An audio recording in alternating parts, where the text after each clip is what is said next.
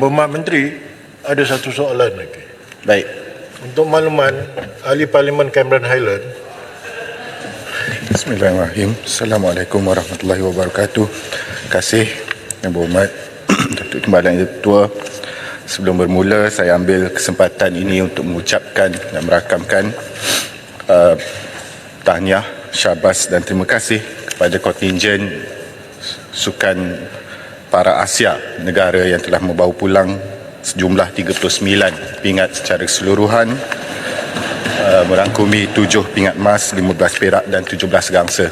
Kejayaan mereka ini kita rakamkan sebagai satu titik sejarah yang memberi inspirasi pada seluruh kita, dan tentu sekali Kementerian Belia dan Sukan melihat pada usaha dan juga pengorbanan mereka, kami berikrar untuk membantu dan memastikan dasar-dasar yang baik dapat kita laksanakan agar atlet-atlet kita, tidak kira daripada latar mana sekalipun, dapat terus mengecapi kejayaan dan mengharumkan nama negara.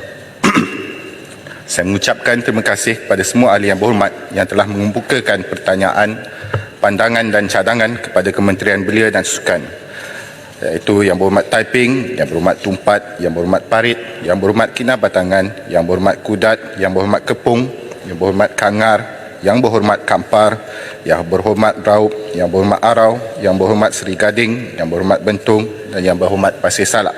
Secara keseluruhannya, sebanyak 13 perkara telah dibangkitkan oleh ahli-ahli yang berhormat berkaitan dengan kementerian ini, iaitu 2 perkara berkaitan dengan belia, 2 perkara berkaitan dengan sukan dan 9 perkara berkaitan dengan kemudahan sukan. Tuan Yang di-Pertua, saya ingin mengucapkan terima kasih kepada ahli yang berhormat Tumpat atas keprihatinan membangkitkan isu mengenai persidangan Parlimen Belia Malaysia. Untuk makluman ahli yang berhormat, persidangan Parlimen Belia merupakan salah satu platform rasmi anjuran kerajaan untuk memberikan ruang kepada golongan belia menyuarakan pandangan kepada kepimpinan negara.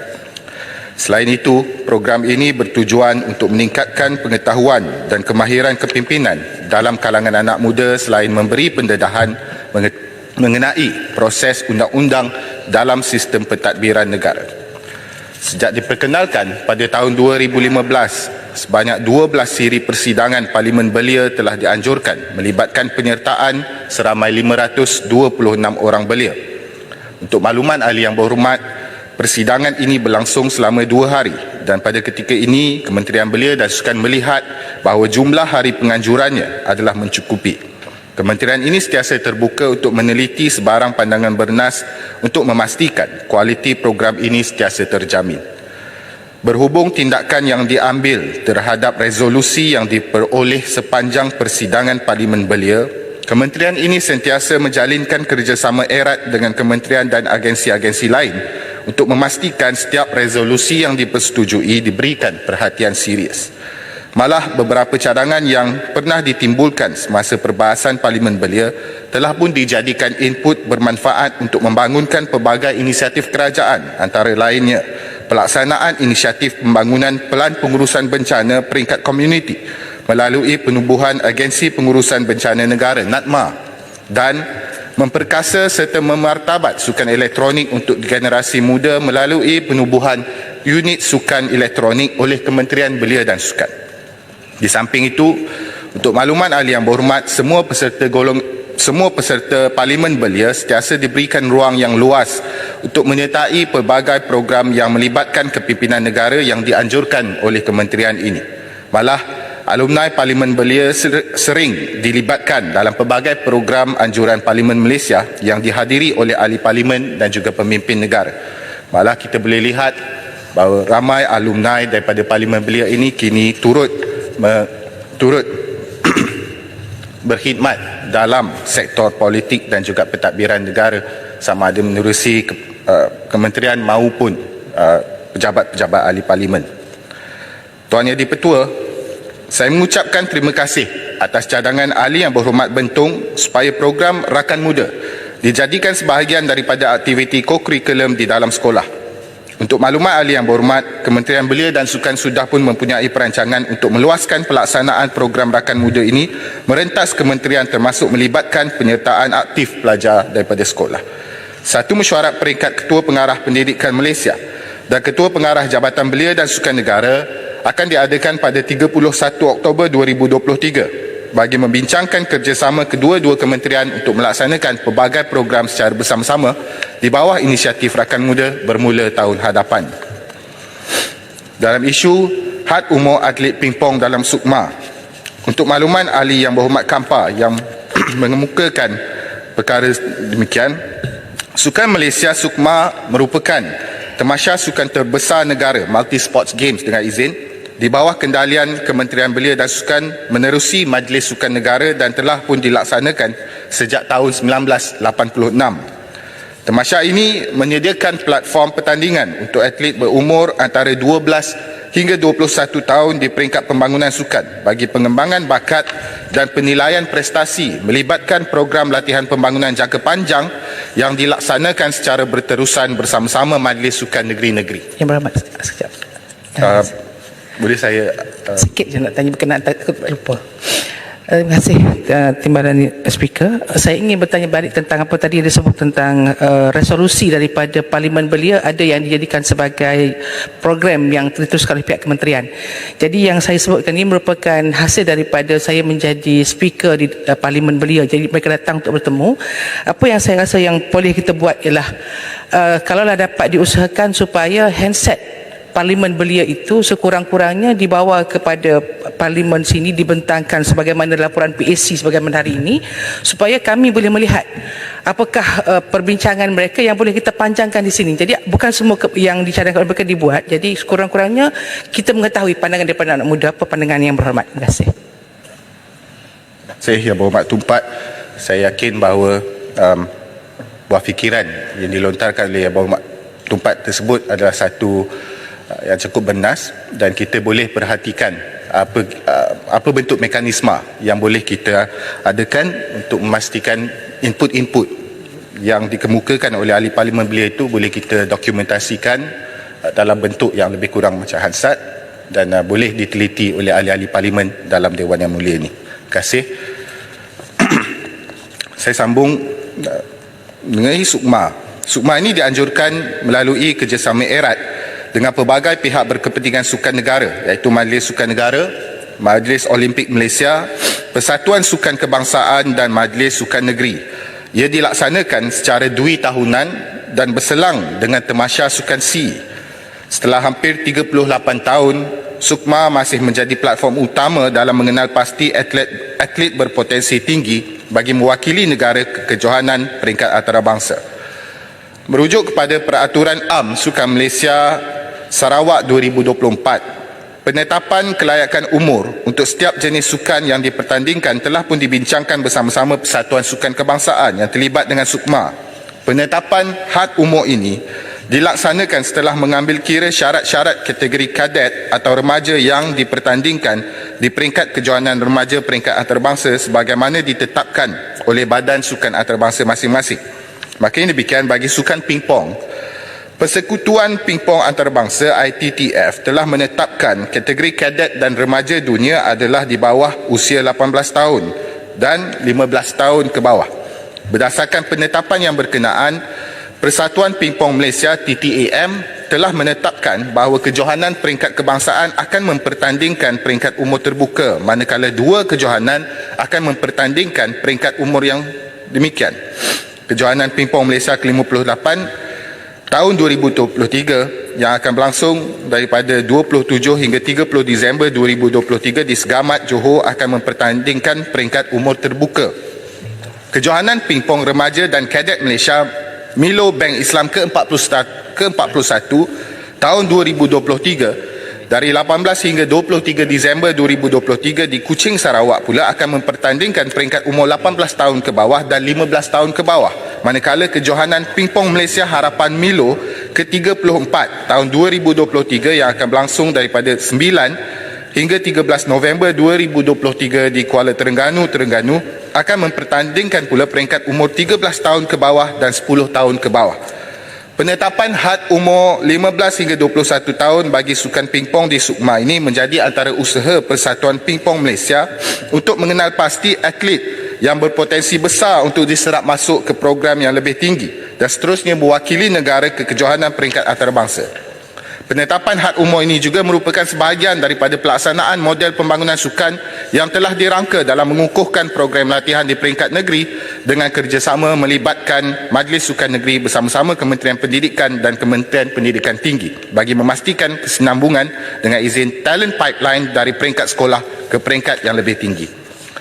Bagi atlet muda pingpong yang tidak layak mewakili negeri ke SUKMA berdasarkan kategori umur tersebut, mereka masih mampu untuk menunjukkan prestasi terbaik menerusi kejohanan anjuran Persatuan Pingpong Malaysia iaitu Kejohanan Pingpong Remaja dan Kadet Malaysia 15 tahun ke bawah dan Kejohanan Pingpong Malaysia umur terbuka ataupun kejohanan anjuran Kementerian Pendidikan iaitu Kejohanan Pingpong Majlis Sukan Sekolah-Sekolah Malaysia 18 tahun ke bawah.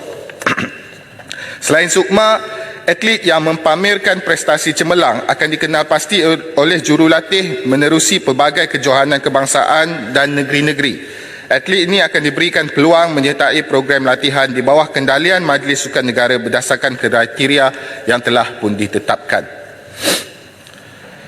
Dalam isu negeri Terengganu tidak membenarkan atlet gimnastik wanita bertanding dalam SUKMA. SUKMA pingpong dulu sebelum kita balik ke isu yang seterusnya. Baik. Saya rasa saya nak buat tambahan sikit. Saya rasa ITTF tidak ada had umur minimum. Okey, saya bagi contoh di sini.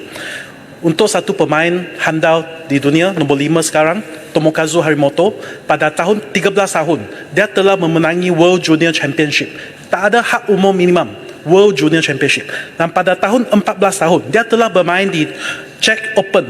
Ini pemain dewasa, pertandingan dewasa, dia telah memenangi pertandingan tersebut, dianjurkan oleh ITTF World Tour. Dan dalam umur 14 tahun juga dia telah memenangi Japan Open dan mewakili negara Jepun.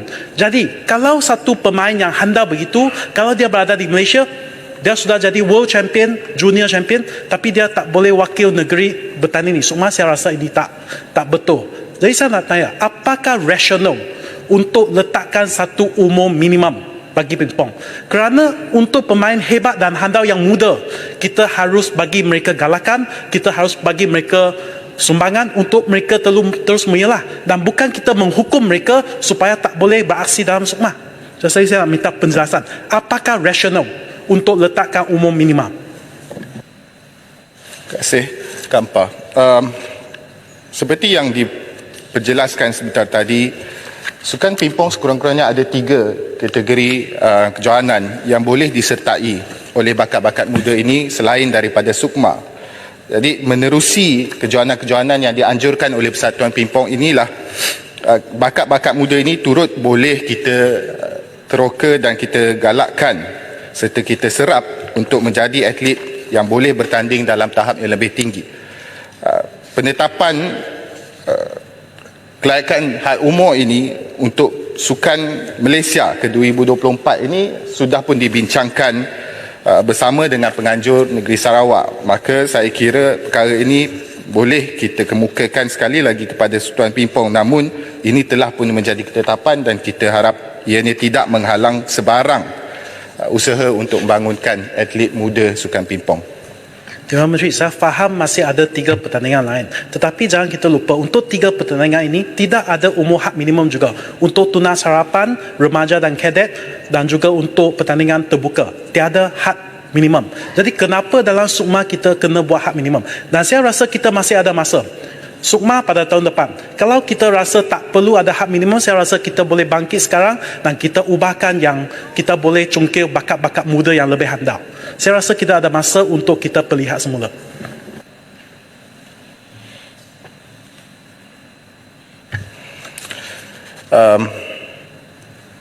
Saya hormati pandangan dan juga perkara yang telah dikemukakan oleh Kampa menerusi Dewan Mulia ini. Jadi saya harap perkara ini kita boleh bincangkan dan kita akan libatkan pandangan yang telah dikemukakan oleh Kampa bersama dengan Persatuan Sukan Pingpong. Saya yakin ada rasional yang lebih khusus yang boleh digariskan oleh Persatuan Pingpong Malaysia dalam penetapan had umur tersebut. Jika dibenarkan, saya teruskan je. Jadi dalam isu berkait dengan negeri Terengganu, untuk maklumat ahli yang berhormat raup, Kementerian ini amat prihatin dengan isu yang berbangkit berkait dengan aspek pemakaian melibatkan atlet gimnastik wanita negeri Terengganu. Kementerian Belia dan Sukan pada 26 Oktober 2023 telah pun mengadakan mesyuarat bersama-sama dengan Persatuan Gimnastik Negeri Terengganu yang turut dihadiri oleh Presiden, Ahli Jawatankuasa Persatuan dan ibu bapa atlet gimnastik ini. Mesyuarat ini telah dipengerusikan sendiri oleh Yang Berhormat Menteri Belia dan Sukan. Mesyuarat tersebut diadakan untuk membincangkan isu atlet gimnastik wanita Terengganu yang dilarang untuk menyertai Tamasya Sukan Malaysia SUKMA berikutan penetapan garis panduan sukan di peringkat negeri. Mesyuarat turut membincangkan pelbagai langkah bersesuaian untuk menyelesaikan isu ini. Kementerian ini berhasrat untuk mengadakan perbincangan lanjut dengan Exco Sukan Negeri Terengganu bagi mencapai persefahaman dan penyelesaian terbaik demi kebaikan atlet gimnastik wanita Terengganu. Dalam masa yang sama, kementerian ini terus melaksanakan pelbagai usaha untuk memperkasakan sukan gimnastik di negeri Terengganu, memandangkan sukan ini masih dipertandingkan di peringkat Majlis Sukan Sekolah Daerah, Majlis Sukan Sekolah Negeri Terengganu dan Majlis Sukan Sekolah Malaysia. Dalam isu Menteri Paricara. Ya, perkataannya sekiranya pakaian gimnastik boleh dianggap tidak mematuhi ajaran Islam dan perlu dihalang oleh kerajaan negeri Terengganu.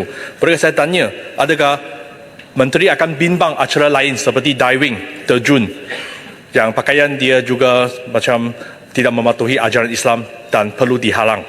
Dan tambah pula, sekiranya satu hari nanti SUKMA diadakan di negeri Terengganu, adakah acara gimnastik dan juga acara diving tidak akan dianjurkan?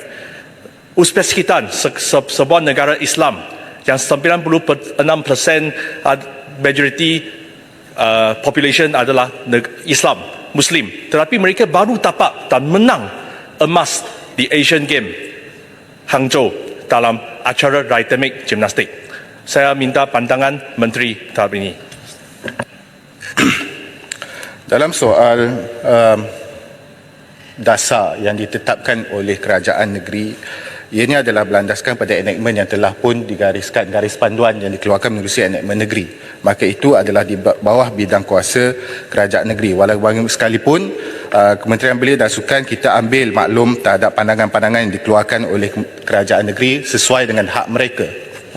Kita tidak mahu meletakkan satu hukuman terhadap apa kesan kepada dasar ataupun peraturan yang dikeluarkan. Namun demikian, kita yakin bahawa setiap masalah ataupun setiap isu yang timbul itu boleh dibincangkan.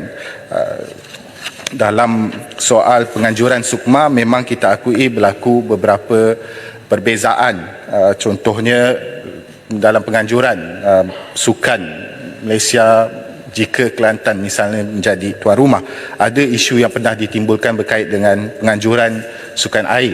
Jadi perkara-perkara ini walau bagaimana tidak kita lihat sebagai batu penghalang pada penganjuran sukan, kerana kita yakin bahawa setiap permasalahan ini ada jalan perbincangan, terutama sekali menerusi mesyuarat berkala yang diadakan antara Kementerian Belia dan Sukan bersama dengan Exco Sukan di negeri-negeri yang terlibat.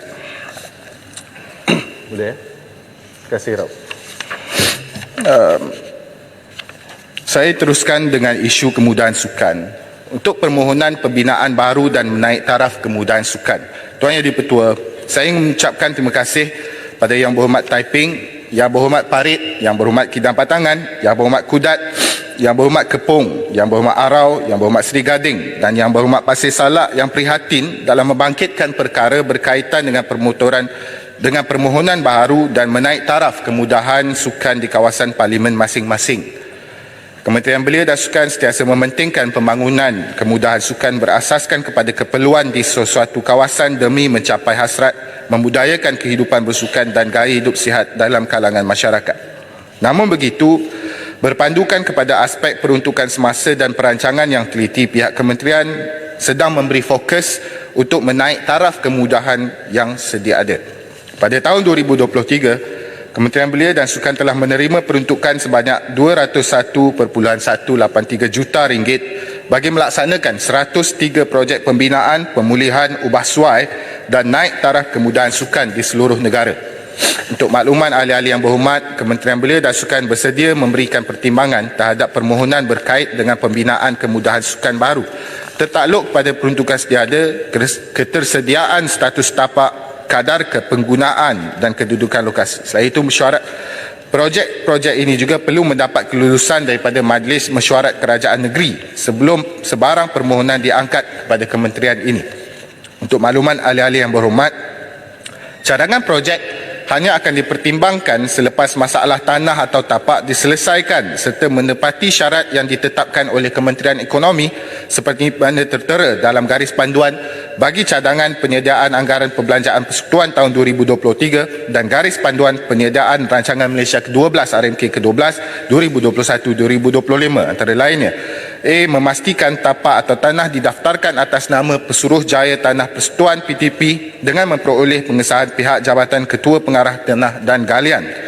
Dan tapak adalah bebas bebanan dan sedia untuk dimasuki serta tiada isu tapak atau tanah projek seperti setinggan, batang penduduk dan lokasi yang tidak sesuai apabila membuat permohonan projek fizikal binaan baru. Maka untuk makluman ahli yang berhormat parit, perkara yang dibangkitkan berhubung cadangan pembinaan kompleks sukan komuniti di kawasan Seri Iskandar telah dijawab oleh kementerian ini dalam sesi kamar khas pada 9 Oktober 2023 yang lalu.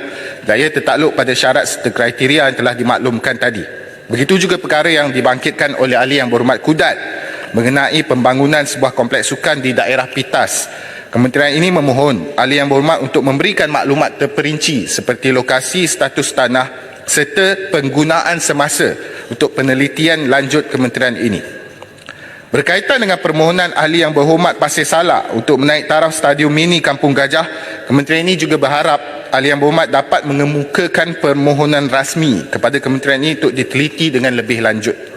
Berkaitan dengan permohonan ahli yang berhormat Kepong, kementerian ini belum mempunyai perancangan untuk membina kolam renang bersaiz Olimpik baharu di Kuala Lumpur. Namun begitu, kementerian bersedia untuk mempertimbangkan permohonan berkenaan berdasarkan kepada syarat dan kriteria yang dimaklumkan tadi, termasuk mendapat pandangan daripada pihak Dewan Bandaraya Kuala Lumpur.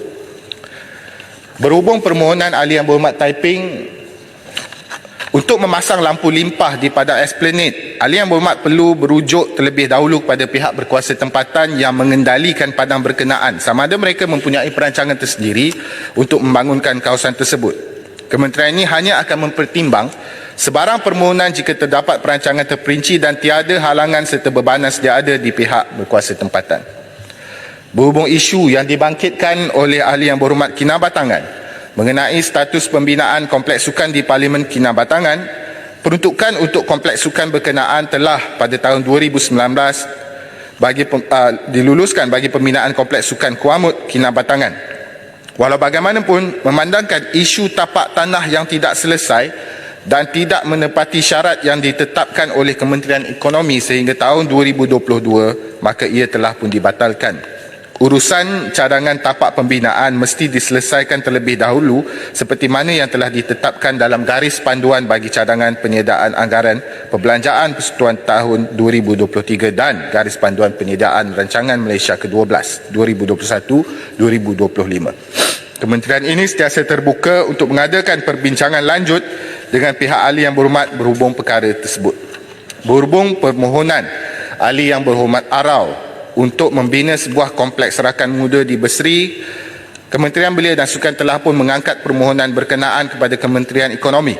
Walau bagaimana sekalipun ia tidak diluluskan di bawah Rolling Plan keempat RP4 Rancangan Malaysia ke-12 RMK 12 2024 kerana lokasi tanah yang tidak sesuai. Berhubung perkara yang dibangkitkan oleh ahli yang berhormat Seri Gading mengenai pembinaan trek sintetik di Sekolah Tunku Putra Batu Pahat, dimaklumkan bahawa urusan pembinaan kemudahan sukan termasuk pembinaan trek sintetik di kawasan sekolah adalah tertakluk di bawah bidang kuasa Kementerian Pendidikan. Seterusnya, Tuan Yang di-Pertua, dalam isu penggunaan padang rumput Zion Zoysia Stadium Nasional Bukit Jalil yang dibangkitkan oleh ahli yang berhormat Kanga, Kementerian ini mengucapkan terima kasih atas keperhatian ahli berhormat Kanga kerana membangkitkan isu mengenai penggunaan rumput Zion Zoysia di Stadium Nasional Bukit Jalil.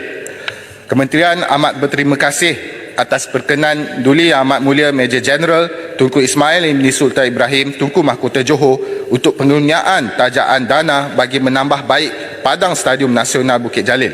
Kali terakhir penggantian sistem perparitan dan perairan dibuat adalah pada tahun 2013, manakala kali terakhir rumput ditukar kawgras dengan izin adalah pada tahun 2015.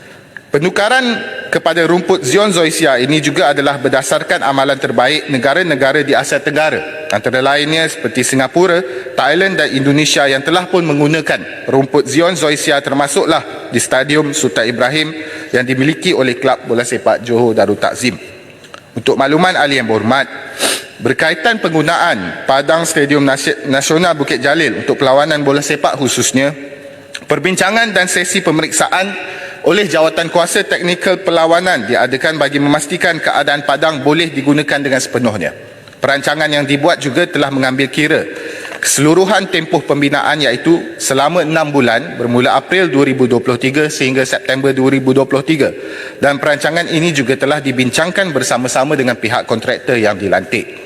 Setelah beberapa bulan kerja pembinaan dilaksanakan, pelbagai masalah telah dihadapi oleh pihak kontraktor dan Perbadanan Stadium Malaysia. Antaranya disebabkan oleh faktor cuaca tidak baik seperti cuaca panas yang berpanjangan.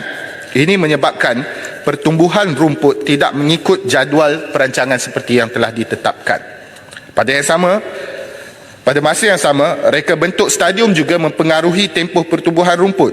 Perbadanan Stadium Malaysia turut mengambil inisiatif untuk menggunakan grow light dan mobile fan dengan izin untuk mendapatkan persekitaran yang sama dengan kawasan luar. Pihak kontraktor yang dilantik telah menganggarkan bahawa tempoh matang bagi rumput Zion Zoysia di padang Stadium Nasional Bukit Jalil adalah selama 3 hingga 4 bulan selepas rumput ditanam. Pemilihan Stadium Nasional Bukit Jalil bagi perlawanan Pesta Bola Merdeka adalah bertujuan untuk menghidupkan semula kejohanan berkenaan selepas tertangguh sebelum ini disebabkan oleh pandemik COVID-19. Keputusan ini juga dibuat setelah mengambil kira beberapa faktor dan pertimbangan lain, termasuk aspek logistik membabitkan sekretariat, petugas serta pasukan yang terlibat, selain tiada venue lain di Lembah Kelang yang mampu menampung jangkaan jumlah kehadiran penyokong pasukan kebangsaan. Bagi perlawanan pada 16 November 2023 melibatkan kelayakan Piala Dunia 2026 dan juga Piala Asia 2027, ianya penting untuk skuad Harimau Malaya selain menjadi medan persediaan bagi menghadapi Piala Asia 2023 di Qatar yang dijadualkan berlangsung pada Januari 2024. Sehubungan itu, Perbadanan Stadium Malaysia dan pihak kontraktor yang dilantik sedang melakukan kerja-kerja penambahbaikan rumput Stadium Nasional bagi memastikan rumput padang ini boleh digunakan dan memenuhi jangkaan pihak Persatuan Bola Sepak Malaysia. Satu sesi pemeriksaan dan penilaian teknikal padang bersama-sama dengan pihak kontraktor padang serta wakil daripada pihak Persatuan Bola Sepak Malaysia akan diadakan selewat-lewatnya 2 minggu sebelum tarikh perlawanan. Untuk makluman ahli yang berhormat, Kementerian Belia dan Sukan telah mencadangkan supaya stadium di semua negeri mempertimbangkan penggunaan rumput Zion Zoysia atau yang setaraf dengannya. Walau bagaimanapun, ia adalah tertakluk kepada kerajaan negeri kerana mereka perlu mengkaji dan meneliti dahulu kos serta aspek penyelenggaraan jangka panjang bagi penanaman rumput berkenaan. Kerajaan pusat hanya akan menyalurkan peruntukan bagi penggantian rumput sahaja, manakala lain-lain kos perlu diselaraskan oleh kerajaan negeri. Maka berhubung permohonan ahli yang berhormat berkaitan penggunaan rumput Zion Zoysia di Stadium Tuanku Said Putra, semasa mesyuarat penyelarasan Menteri Exco Pembangunan Belia dan Sukan Negeri bertarikh 12 Jun 2023, telah dimaklumkan bahawa mana-mana negeri atau wilayah yang berhasrat untuk menukar rumput stadium utama kepada jenis Zion Zoysia atau setaraf dengannya boleh memaklumkan hasrat berkenaan secara rasmi kepada kementerian ini untuk tindakan selanjutnya. Setakat ini, Kerajaan Negeri Perlis telah memohon pelanjutan masa untuk mengkaji terlebih dahulu kos penanaman dan penyelenggaraan rumput berkenaan serta belum memaklumkan keputusan kajian kepada kementerian ini. Tuan Jadi Ketua, saya telah pun menjawab semua 13 soalan yang ditimbulkan sepanjang perbahasan. Saya mohon untuk ditamatkan sekarang jika tiada soalan. Yang berhormat Menteri, ada satu soalan lagi. Baik. Untuk makluman, Ahli Parlimen Cameron Highland memandangkan Cameron Highland itu adalah satu pusat peranginan yang begitu ramai yang pergi. Fasiliti sukannya begitu teruk. Kertasnya telah diangkat pada menteri dan saya pohon pertimbangan kementerian untuk pertimbangkan permohonan Ahli Parlimen Cameron Highland tersebut. Terima kasih. Baik. Untuk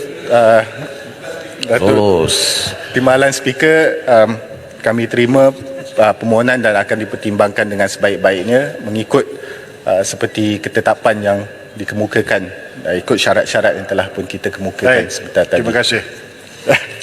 Saya nak mencelah sikit. Boleh. Kalau nak mencelah, ni waktu menteri kalau dibenarkan. Boleh lah. Okey, terima kasih Timbalan Speaker, terima kasih Timbalan Menteri. Tanya jawapan tu saya puas hati lah. Nah, atas jawapan yang diberikan tadi tentang rumput Zion Zosia. Cuma saya nak bagi cadangan lah kan.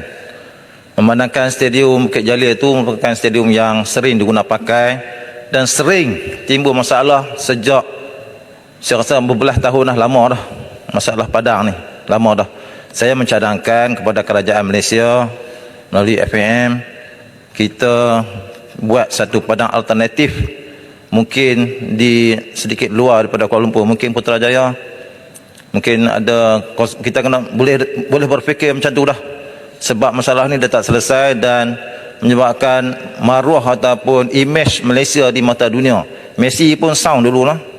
Dan Messi pun dah sound, padang kita teruk, dia tak nak main. Jadi ini menyebabkan image Malaysia lah di mata dunia. Jadi saya mencadangkan kepada kerajaan supaya mencari padang alternatif untuk dibina. Mungkin untuk 40,000 kapasiti, 40,000, 50,000 orang penonton. Kawasan yang berdekatan lah, mungkin Putrajaya lah, sebab berkenaan dari segi logistik. Kalau Bukit Jalil tak boleh, ada padang alternatif. Kalau kat Cerah tu kecil sangat. Jadi itu cadangan saya. Terima kasih. Saya terima cadangan yang dikemukakan dan kita pun tahu padang pusat latihan FAM pun sedang disiapkan di Putrajaya. Jadi mungkin kita boleh bincang jika ada peluang di masa hadapan sebuah kompleks atau stadium yang lebih sesuai diadakan sebagai salah satu padang satelit. Terima kasih Yang Berhormat Menteri.